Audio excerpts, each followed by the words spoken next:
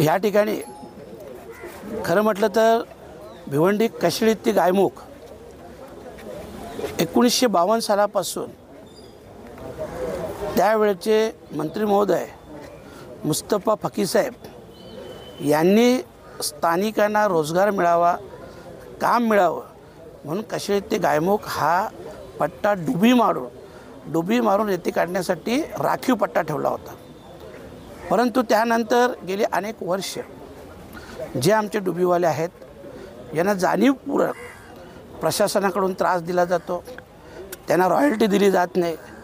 खरं म्हटलं तर जेव्हा स्वतः ग्रामस्थ हे काम करतात त्यावेळेस एक नाममात्र शुल्क लावून ही रॉयल्टी मिळायला पाहिजे होती, परंतु ही रॉयल्टी देताना शासन अव्वाच्या सव्वा निकष लावायला लागले। आणि आता तर तिथं अनधिकृत डेजर चालू केलेले आहे। या डेजरला मेरिटाईम बोर्डाने परवानगी दिली, गौण खनिज जे ठाणे शाखा आहे यांनी देखील परमिशन दिली।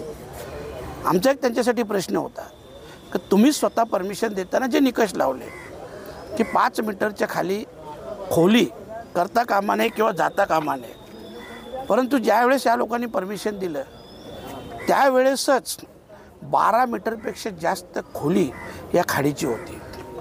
म्हणजे यांचेच निकष यांनी तपासून न पाहता एक प्रकारचा खूप मोठा भ्रष्टाचार या माध्यमातून अधिकाऱ्यांनी केलेला आहे असं आमचे स्पष्ट आरोप आहेत। आणि हे आम्ही त्यांच्याच ऑर्डरमध्ये नमूद पॉईंटचं पुराव्यानिशी सिद्ध करणार आहोत। दरवर्षी जी मेरिटाईम बोर्डाकडून तपासणी केली जातो तर ह्या तपासणीचा जो अहवाल आहे हा देखील अहवाल खोटा दिला जातो। तर ह्या सगळ्या गोष्टी ज्या आहेत खरं म्हटलं तर स्थानिकांना रोजगारासाठी तो पट्टा होता आणि म्हणून आज सगळ्या लोकांनी जे आमचे पडाववाले सगळे आहेत या सगळ्यांनी मिळून हा डेझर आणि काही सेक्शन पंप हे बंद केलेले आहेत आणि याही पुढं ते कायमचेच बंद राहतील।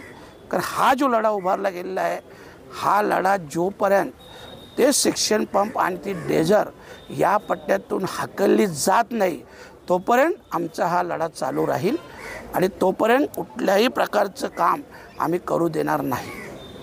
तहसीलदार साहेबांनी आता आश्वासन दिलं की येत्या शुक्रवारी कलेक्टर ऑफिसला सगळे वन फॉरेस्टचे अधिकारी असतील, मेरिटाईम बोर्डाचे अधिकारी असतील, तहसीलदार साहेब असतील, प्रांत साहेब असतील, कलेक्टर साहेब असतील, आमचे देखील 5 प्रतिनिधी त्या मीटिंगला असतील आणि त्याच्याबाबत योग्य तो तोडगा काढला जाईल अशा प्रकारचं आश्वासन हे तहसीलदार साहेबांनी दिलेलं आहे। जर आपण मागण्या मान्य झाल्याच पाहिजे आणि करायलाच लागतील आणि जर नाही केल्या तर मग डेझर असू दे, सेक्शन पंप असू दे, त्यांना बुडवण्याचं काम हे आमच्या सगळ्यांचं आहे, हे लक्षात ठेवा। आम्ही ते बुडवल्याशिवाय ठेवणार नाही आणि मी आजही सांगतो, सगळ्या अधिकाऱ्यांना सांगतो, तुम्ही आमच्या लोकांचा अंत पाहू नका। ज्या दिवशी तुम्हाला माहीत आहे जेवढं जास्त दाबलं जातं ना तेवढ्या मोठ्या प्रमाणात ते वर येतो आणि जर असा काही प्रकार झाला आणि लोकांचा उद्रेक झाला ना तर त्याला हे सगळे शासकीय अधिकारी हे जबाबदार असतील।